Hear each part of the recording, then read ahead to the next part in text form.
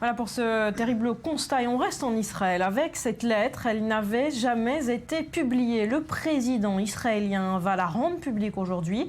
C'est la demande de grâce présidentielle du criminel nazi Adolf Eichmann. Julien. On rappelle Adolf Eichmann qui était le concepteur, si vous voulez, de la solution finale. Il avait été capturé par des agents israéliens du Mossad en 1960 à Buenos Aires avant d'être jugé à Jérusalem pour ses crimes et d'être condamné à mort en 1961. Et donc à la veille de sa mort, d'abord son épouse avait tenté de convaincre le président et son épouse de ne pas tuer son mari, de ne pas l'exécuter. Finalement, dans un élan de dernier espoir, si vous voulez, Eichmann s'est tourné vers le président de l'époque, Yitzhak Ben-Zvi, en lui demandant de le gracier. On va regarder deux extraits de ces lettres qui vont apparaître à l'écran, dans lesquels il dit « On doit distinguer les chefs responsables de personnes comme moi, des personnes comme moi qui ont été forcées de servir comme de simples instruments entre leurs mains. Je déclare une fois de plus que je déteste les abominations commises contre les Juifs qui ont été les plus grands crimes et considère qu'il est juste que les auteurs de ces atrocités soient tenus responsables maintenant et dans l'avenir. » Et deuxième extrait de ces lettres,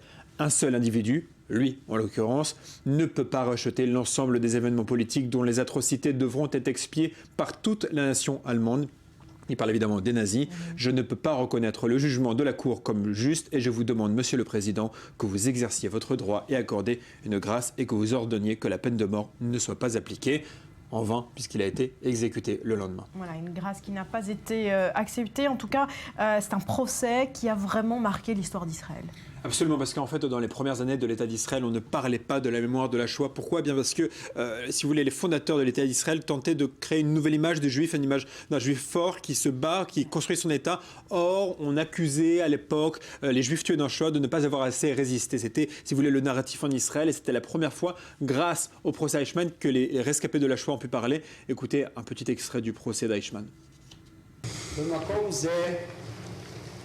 פה אני עומד לפניכם, שופטי ישראל, ללמד קטגוריה על אדולף אייכמן. אין אני עומד יחידי.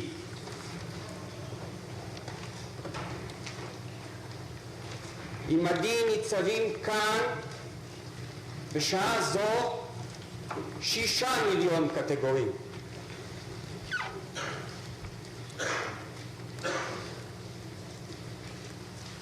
אך הם לא יוכלו לקום על רגליהם,